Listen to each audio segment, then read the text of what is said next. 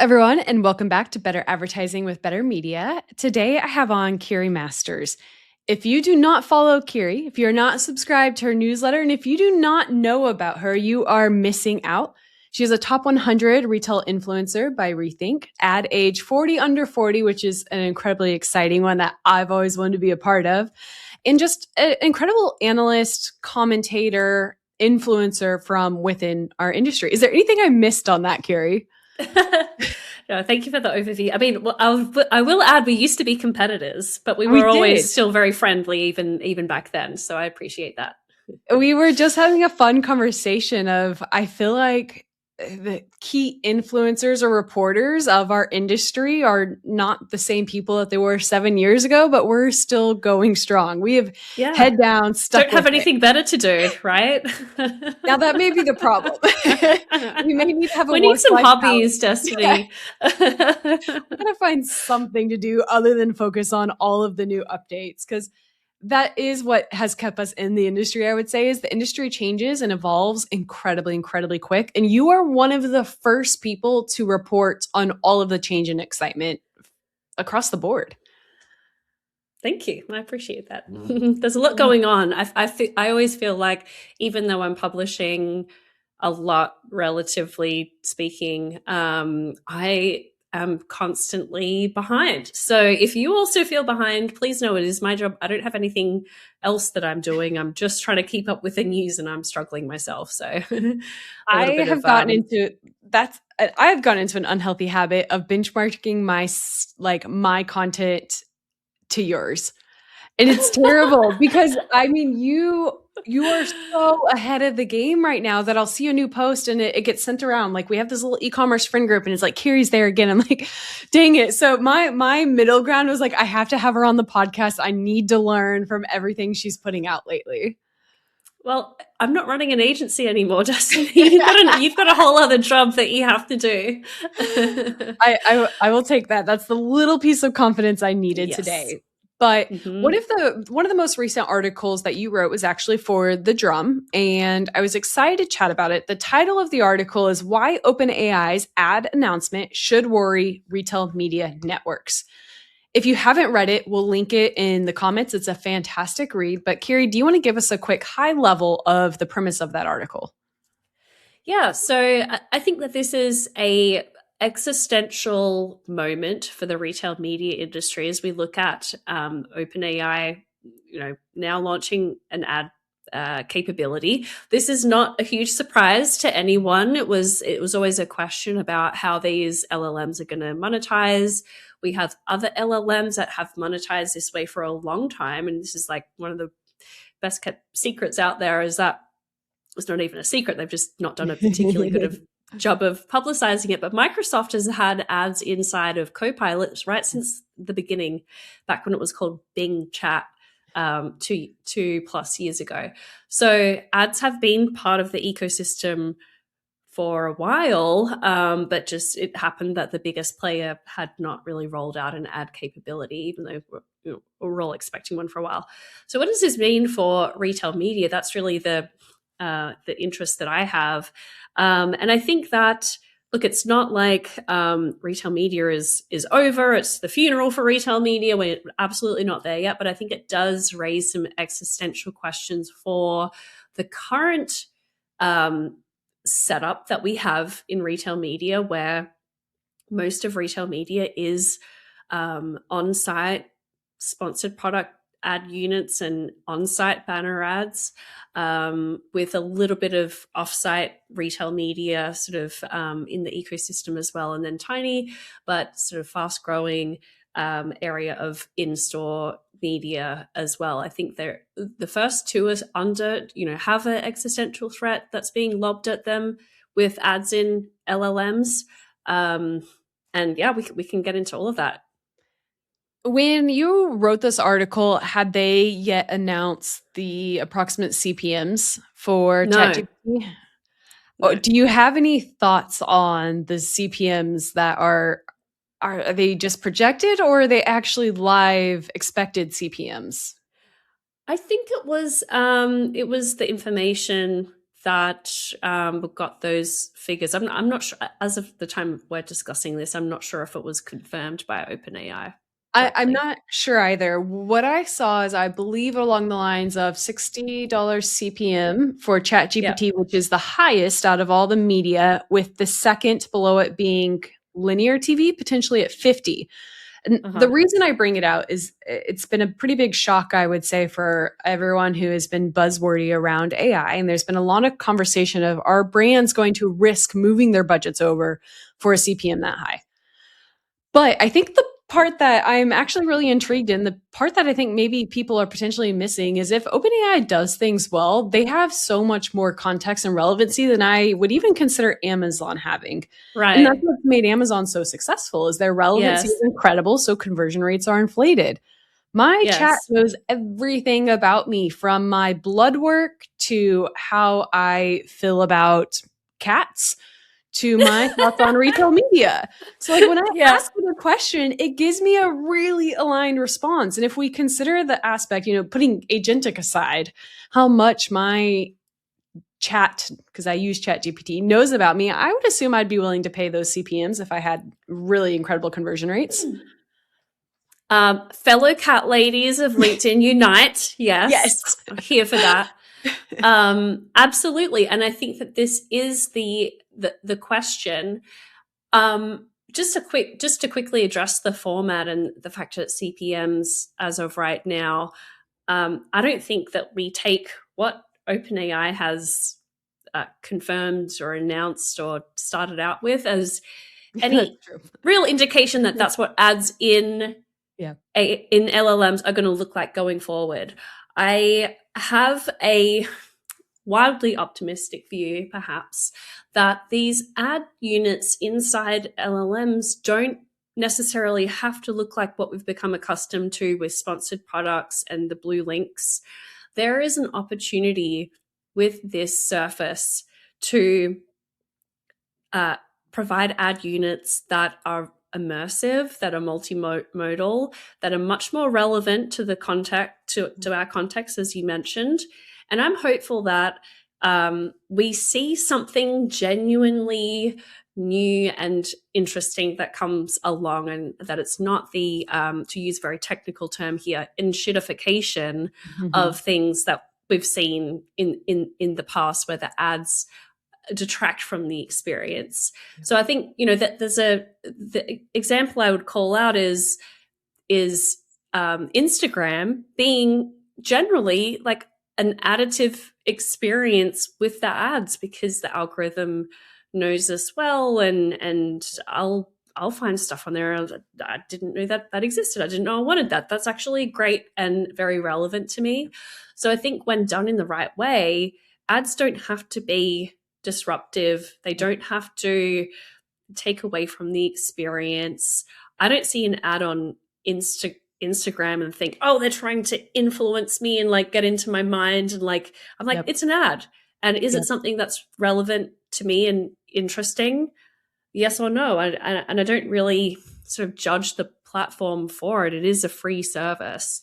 Mhm. So I think there's two arguments there. One is maybe this is a chance for some really great new advertising experiences where we can do virtual try-ons with avatars, and we can hear about new product drops from our favorite brands proactively, and like there's so many interesting things that could be done.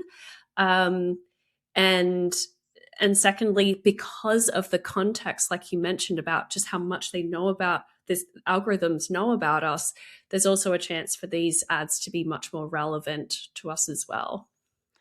I couldn't agree more. And, leaning in on your point of, they don't have to be disruptive. The word I've been using is, I can see a avenue where they start taking up a lot more discovery. Right now, Mm. I would say the majority of discovery is really being driven by TikTok, Instagram, affiliates. That's how I'm discovering new products. By the time you make a Hmm. search, the digital shelf has started to reflect the retail shelf. Your top 20, biggest players in any category are spending the most on ads. They're showing up in the top of the sponsored placements, and they're ranked the highest. Amazon started slipping in discovery, in my opinion. Walmart has not done an incredible job, but it is a little bit more difficult in store. If chat or all of these AI models start leaning into the advertising experience from a discovery perspective, in that I am asking chat about my cold and flu, and it just happens to work in the perfect medication based on my Mm. symptoms and XYZ, I will discover new products that way because I'm not going to a platform and typing a very high intent search. And I Mhm. think that could really change how all of the retailers play together, especially when you have things like the OpenAI and Walmart partnership, where if chat starts driving discovery a little bit like TikTok has, and then driving that traffic to Walmart, I think that could be very powerful. What are your thoughts on that? Yeah, I kind of see an opportunity for a collaborative bidding model as well between the retailers and Mhm. brands, such that let's talk about like big CPG brands that don't typically have much of a focus on D2C. They're primarily selling through retailers, and they're happy with that model because it's expensive to ship bags of cat food. Um, so, to that end, it would be interesting for cat food brand to be collaboratively bidding with Walmart, with Petco, etc., within an LLM for a purchase to be made, even if it takes place sort of over on the retailer's app or on their website. I think also what we're there's a lot of debate and discussion about like a truly agentic shopping experience within an LLM, and are we going to be checking out within ChatGPT and Gemini?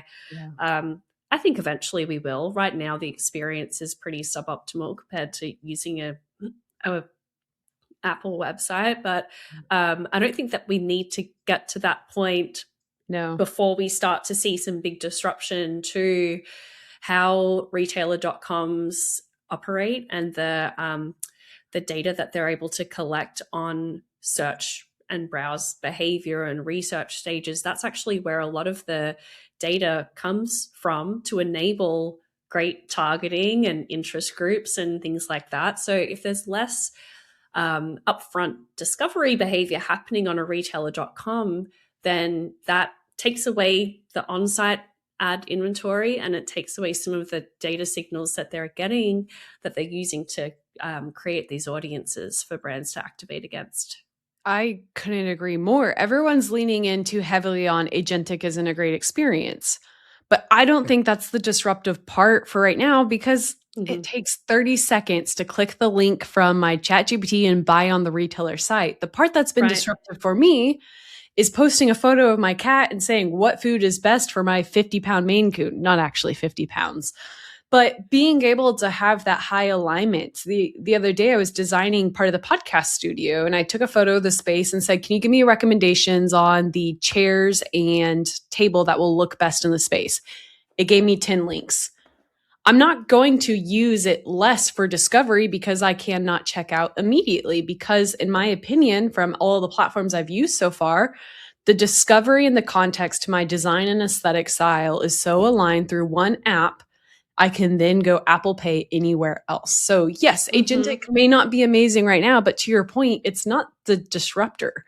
It's going Mm-hmm. to cause it to be a little bit more seamless and frictionless in the future, but it's really not that high friction to swipe over on my app and push double tap on the side of my iPhone. Right.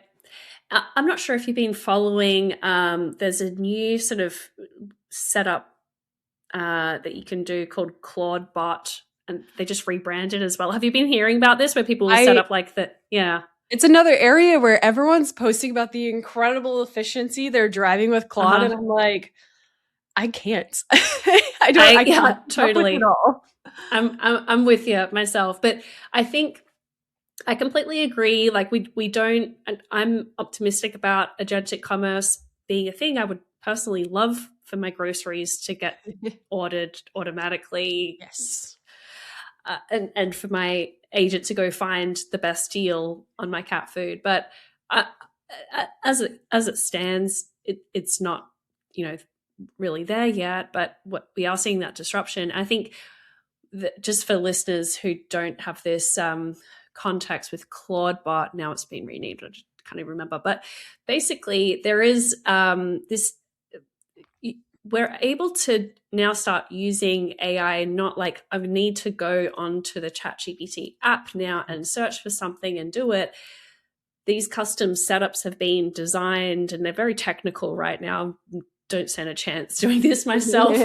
But people are interacting with Claude using like this Signal Messenger and voice messages and stuff like that, and getting it to go and take actions on their behalf by setting up a virtual private server or a different computer, and just sort of using this assistant in this way. So I think things are just changing so quickly that we could see that really come to life sooner than later.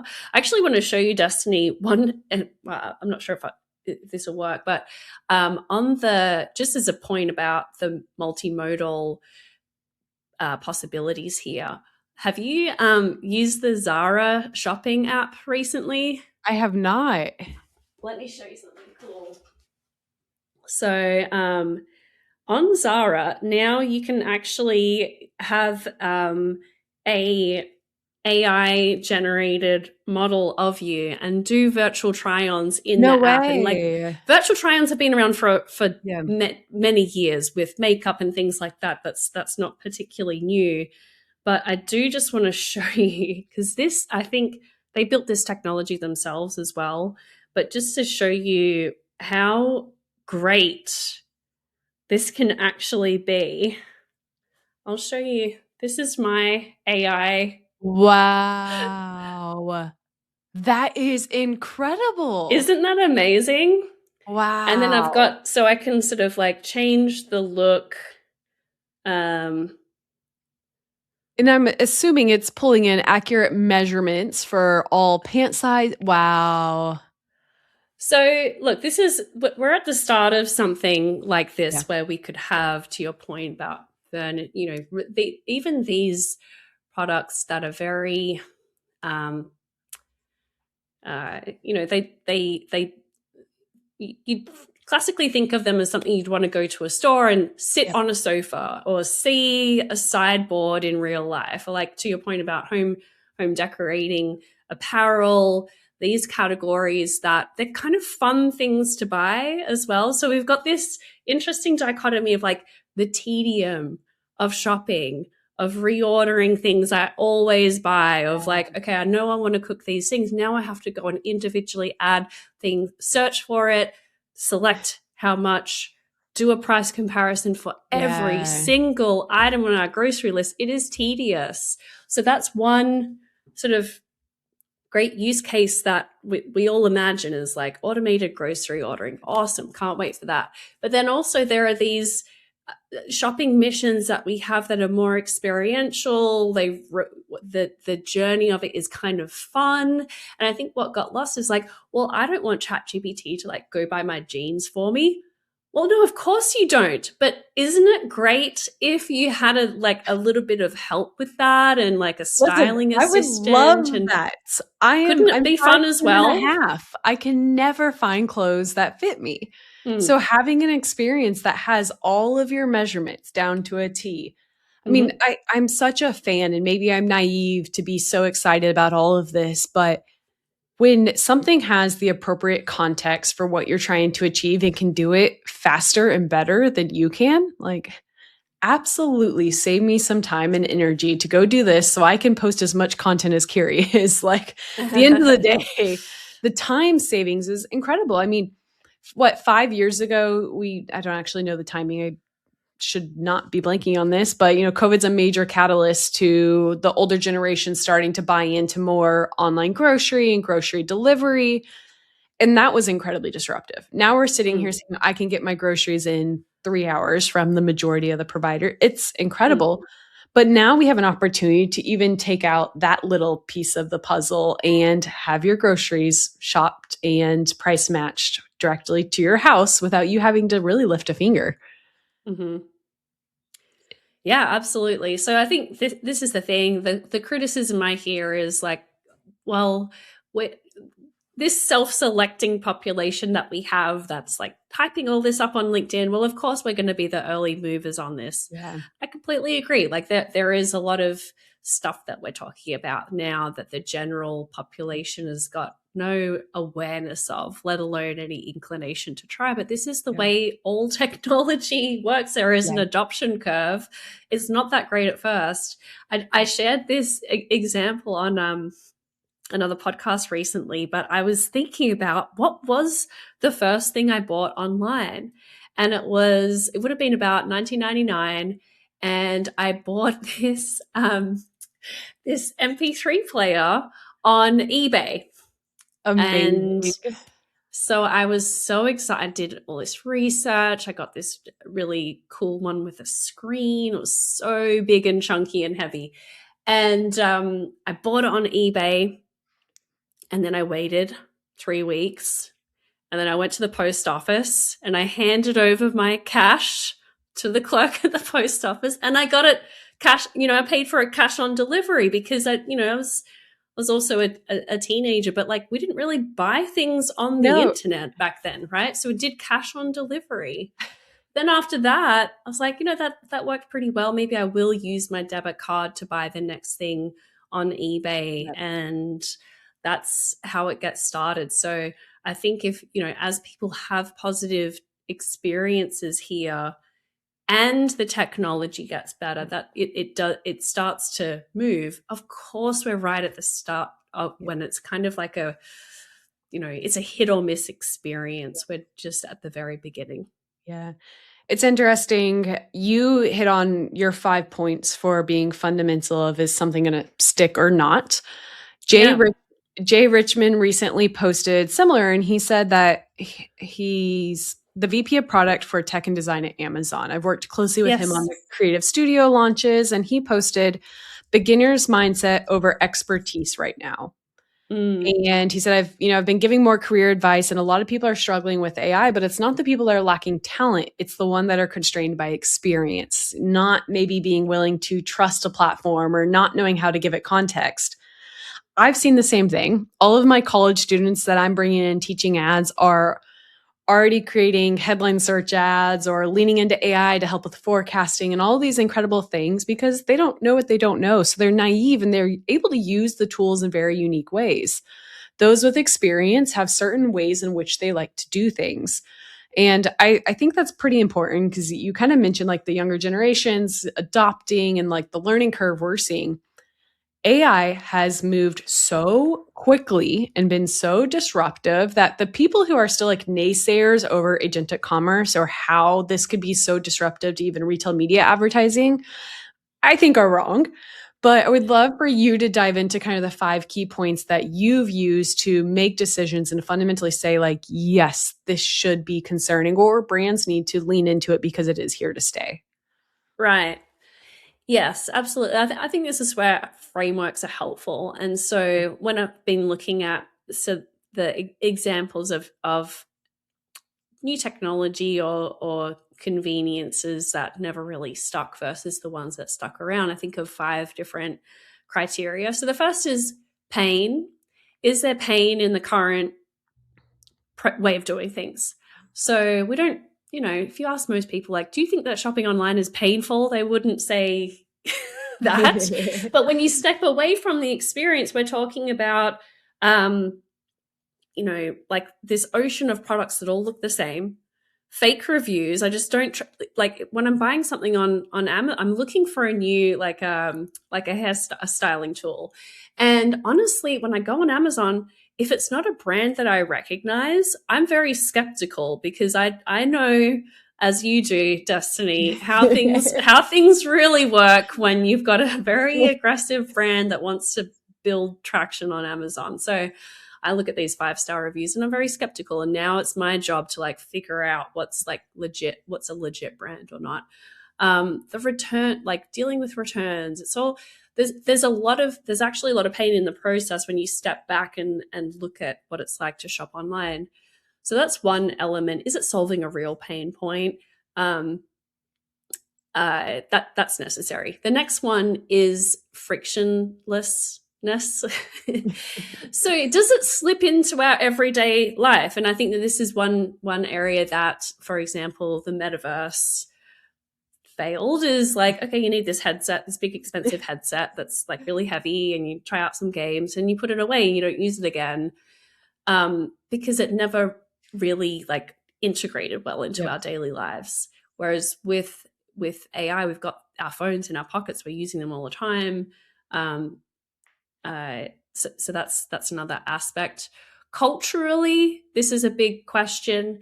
Is it do we have trust in it to work? Do we have trust in the security of it? Lots of things tied up here. Is it something that people are just kind of willing and excited to participate in? So the way I think about this is, with our relationship with AI has evolved over the years from like, it's an intern, we ask it to summarize an earnings report, but like do it in the style of a 90s hip hop artist or something, like this silly stuff, and we had to watch it and manage it. Now I think like a lot of people would look at their LLMs as a best friend. Like we tell It's them, scary. yeah, we tell them a lot of stuff, and now it is more rewarding because the LLMs have much better memory than they used to, so they remember things about us and our preferences, and what we, when I'm looking at a hairstyling tool, like what are my priorities? Am I a value buyer, or am I focused on other attributes? So that's another area, is like this cultural adoption of something. The technology itself needs to deliver on the promise, and that's where I think, like, if we're talking about truly agentic shopping, we are not really there yet because the capabilities are so limited. And then finally, economics. So is this a good deal for me as a consumer?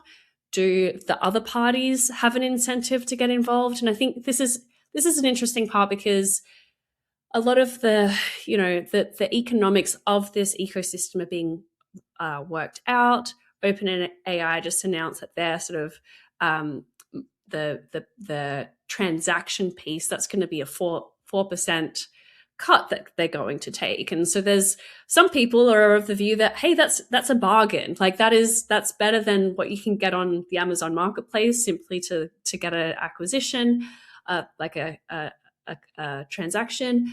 And then other people are saying this will never work because it's just another tax on these transactions. So there's diverging opinions there. I think ultimately the ecosystem gets pulled where the customer is incentivized, right? So if we think about do retailers want to get involved with this? Well, they kind of need to be where customers are really wanting to transact. So, of course, it can't be substantially a loss for them to do this, but the economics need to be, if not perfectly aligned for all players, at least it needs to make economic sense. I love it. I think that gives a clear foundation to the why this needs to be talked about, why we need to be considering it with our planning, our budget distribution, with our discovery methodology. Do you have any last tips or recommendations on how brands can start incorporating and or planning for the future? And, originally when I ask these questions, it's usually, planning 3 years out. I don't even think that's a realistic world to live in right now. So for the next Totally. 3 Yes. months, what should Yes. brands be doing to set themselves up for success? A lot of the action that can be taken right now is really on the part of a retailer in this area. So I think that, look, there's a baseline, and I'm not an expert in this, but like there's baseline things to understand about about GEO and AEO and these things, which is, the more I learn about it, the more classic SEO really is. So look, do your own due diligence there on what is vaporware and not, but that's a foundation for brands. But a lot of the access, especially if you're a brand that primarily sells through retailers, a lot of your ability to show up with the product cards in these LLMs comes down to how invested your retail partners are, and what they're doing it and what is their posture around it. So I think it's really important for brands to have these conversations with their retail partners. Hey, what is your philosophy around agentic commerce, and how are you working with these platforms, and how can we help to participate and have the right product data available for you, and working collaboratively with their retailer partners to understand what they can do to be supportive. As it pertains to the ad side of things, it's also another area to be asking retailer partners about how are they thinking about this from a existential angle. I will say, some retailers will be more resilient than others in this regard. Some retailers, their value prop is not so much on the sponsored product ad units. They're much more about in-store. They might be operating in a regional area. They might be, it might be a little bit different. So this is where context is important. But for brands, I think it is really just trying to understand how their retail partners are thinking about this, and who's leaning in versus who is sort of holding back on where this is all going to go. I love that. I know our brand's been asking a lot of questions, and I think that is the most scalable solution, is to kind of lean on the retailers. And the blanket advice I'm also giving everyone is, look, the LLM, trash in, trash out. It's being built off context from somewhere, whether it's your consumers giving it insights and information, or even from the brand perspective. I mentioned I was sick a few weeks ago, and I was asking for recommendations on something around like a migraine. It wasn't even specifically related to the sickness. And it said, based on your other symptoms you have, I'm recommending Element and Liquid IV. And I was thinking a lot about that. Both of those brands have done a fantastic job of building kind of awareness and discovery off platform. So the LLMs had enough context and information to pull in. So even your conversation or your aspect of regionalization, it's, for any brand, even on D2C, are you being very vocal around what stores you're in?